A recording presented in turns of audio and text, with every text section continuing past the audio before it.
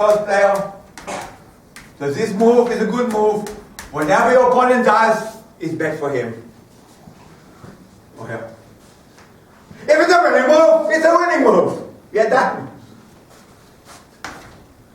Case 2. It is a losing move. A losing move means your opponent, who is very, very smart, has a counter move. Implies your rival has another move, a counter move, that is good for him and bad for you. Now, lemma, any move that your rival can reach from this position, you could have been reached in the first place. Every position reachable from this is also reachable from this. Left to the lecturer, to the audience, and to the lecturer. So once again, you have a winning move. QED. But this proof is very, very unsatisfying.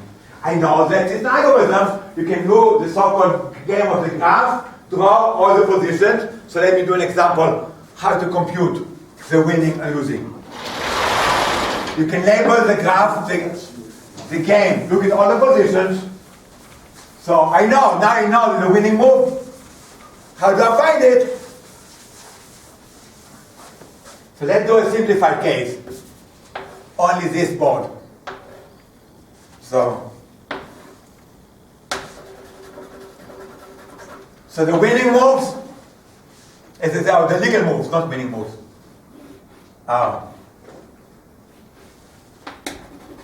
This,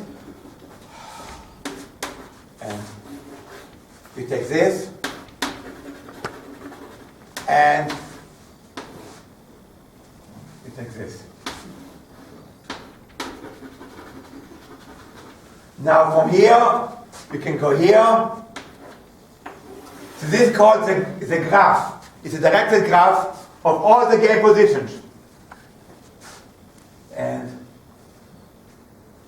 And from here, you go to the poison.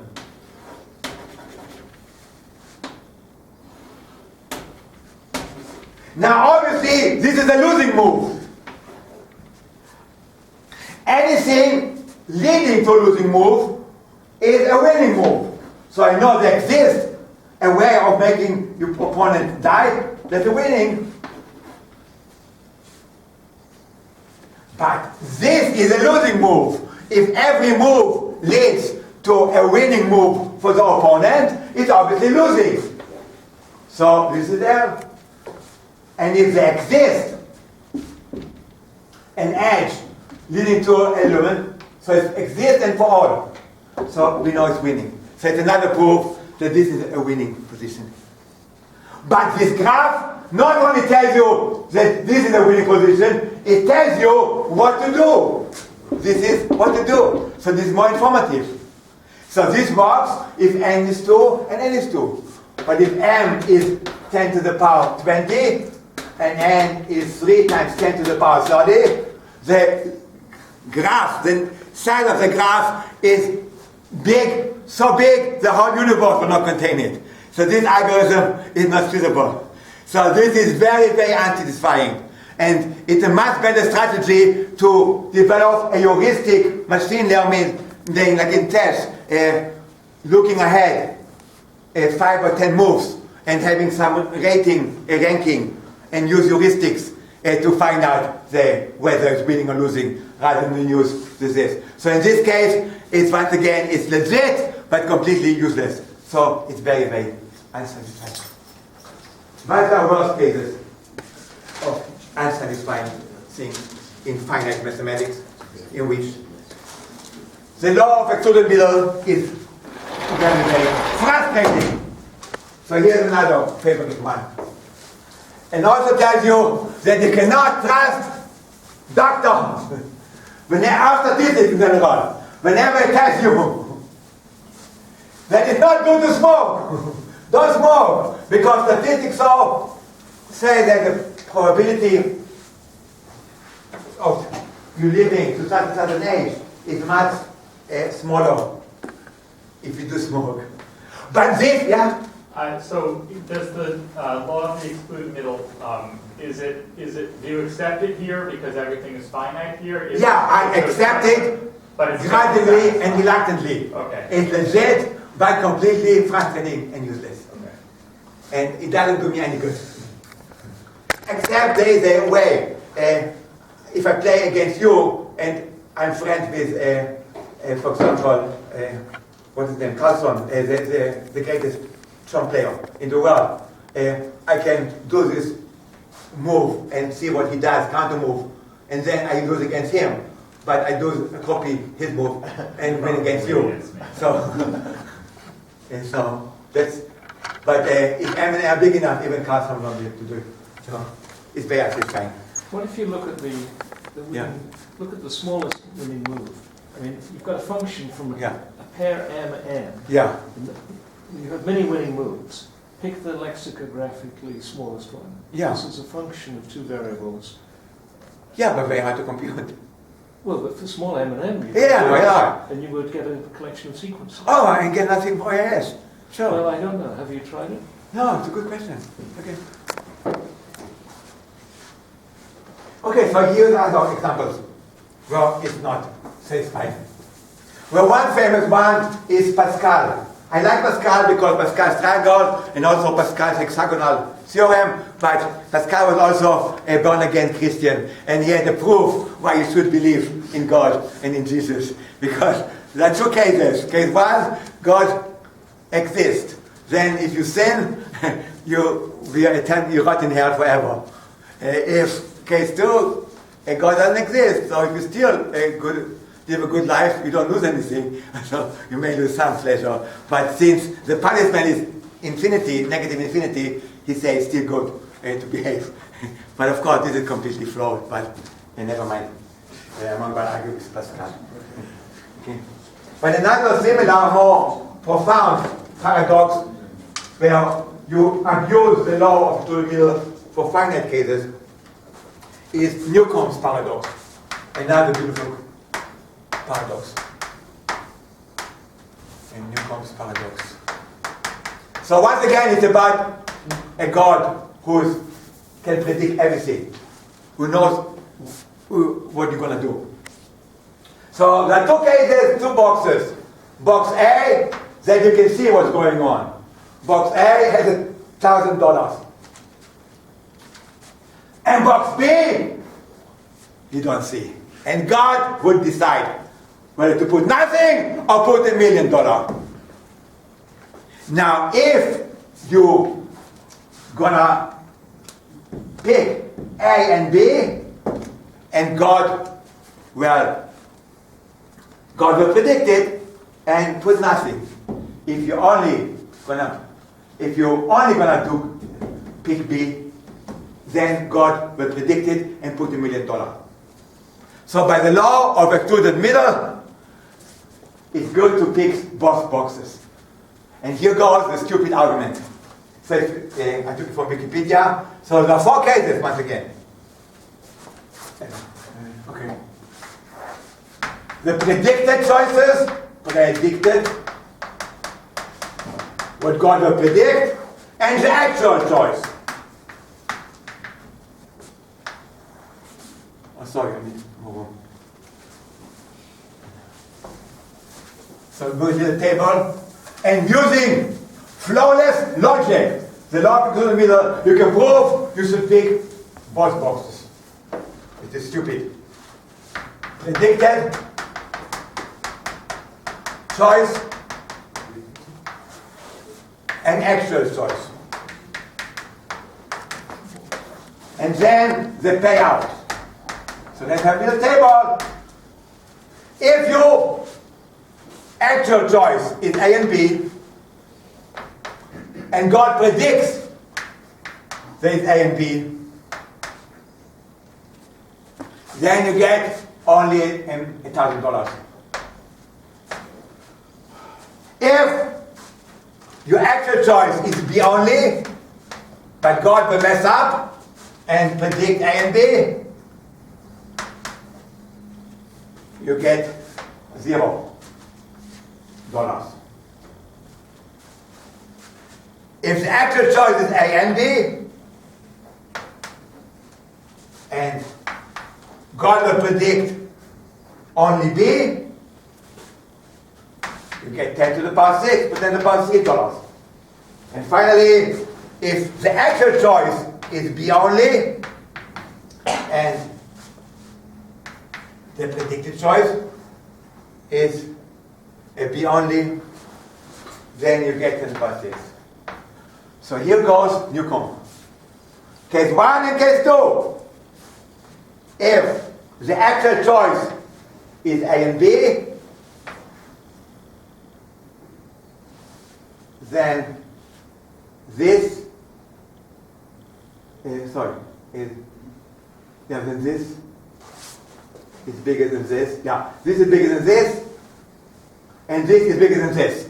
So whatever you do, whether the predicted choice A and B, case 1, case 2, it's always good to do A and B. But this is flawed, because God is not everything. So this can never happen. And this can never happen. So you should be nice and only, don't be too greedy, and only pick B only. So this is flawed, because, and even if God is not completely almighty, with probability messed up sometimes, the expected gain is still much bigger if you do B only. So in this case, one of the cases can never happen, or it's very unlikely to happen, so this is flawed. So this is one example of very unsatisfying things. Another example is a beautiful paradox that tells you you can't trust doctors. Like, oh yeah, Jane interrupted me about smoking. When you are told that not to smoke, you assume that you are the same. You are equally likely, like anybody else, the population. But you are unique. It's very possible, so for you, smoking will be beneficial. In fact, I know at least one example, that smoking can save your life. There was a terrorist attack in Israel about 20 years ago in a public Passover, and of course you cannot smoke inside. So somebody went outside to have a smoke, and then the terrorist attack, and everybody there died, but because he smoked, he went. So smoking may save your life. So you should take everything with a grain of salt. So the symptom paradox is about some treatment. Never mind the detail. Small stones and large stones, kidney stones. So you have two kinds of treatments. So never mind the numbers, but for treatment A and treatment B. So case 1 and case 2. In treatment A is better than B. Also for large stones. So the logical conclusion was that since you either have small stones or large kidney stones, A is not B. But if you look at the overall statistics, treatment B cures more people. So it's another case. So you can say, if you definitely know that you have small stones and large stones, and everything is equal, everybody with small kidney stones is equally likely to be, then you may have a point. But there are so many other factors. You can have diabetes or this. So, in other words, every time you hear statistics by doctors, take it with a grain of salt. It's all based on many assumptions that may not be true. And an even more striking example why the law of excluded middle should not be used even for finite sets is a very famous prisoner's dilemma. I'm sure you know about it, but let me remind you. Once again, because you use the law of excluded middle to get very unsatisfying conclusions. But nevertheless, game theories say are inevitable. So you have two prisoners. Let me remind you, I'm sure most of you know about it, but it's good to be remembered. You have two prisoners, A and B, that commit a crime together. Now, the police gives them a deal to talk, to tell on the other one, to be a thing, to defect, or to keep silent. So here are the rewards. Prisoner A is silent, or prisoner A talks. That's the options for A. The option for B is be silent, be nice to your crime mate, not tell on him, or be the state witness and talk. And here are the rewards. If they are both silent, the boss only gets 1 year, because they cannot prove that they committed the murder or the big robbery. They only have some very minor things. So you can only give them 1 year each on some very minor things. Now, if A is silent and B talks, B will get free, 0 years. That was a deal with the DA, district attorney. But poor A will get 3 years. Or you can make it more dramatic, 30 years. If A talks and B is silent, A will get 0 years. But B will get 30 years, not in jail.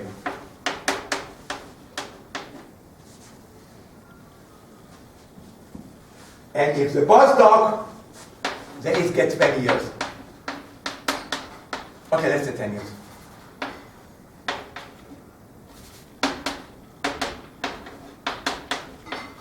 Obviously, if they're nice, they won't talk. First, it's not nice to talk, to tell on you things. But according to the flawless logic of game theory, both of them would talk. Because case 1, B is silent. So if B is silent, 0 is better than 0 is better than 1 year. So A should talk. If B is silent, if B talks, then once again, 10 years is better than 30 years. And by the same argument exactly, both of them would talk and get 10 years. But if they are coordinated, they will only get it 1 year. So that's an example where it felt unrealistic because they have families and they belong to the mafia. So if they find out one of the other, they can take it out on your family. So felt it's very unrealistic, the whole game theory. But also, instead of doing narrow-minded, greedy rationality, you should replace it by meta-rationality. So even though you don't have a formal agreement, you can have a tacit agreement. So forget about the stupid law of excluded middle and be nice. And it's also, and this what I would choose. And if by this, if I get 30 years and they talk, God will punish him. Thank you very much.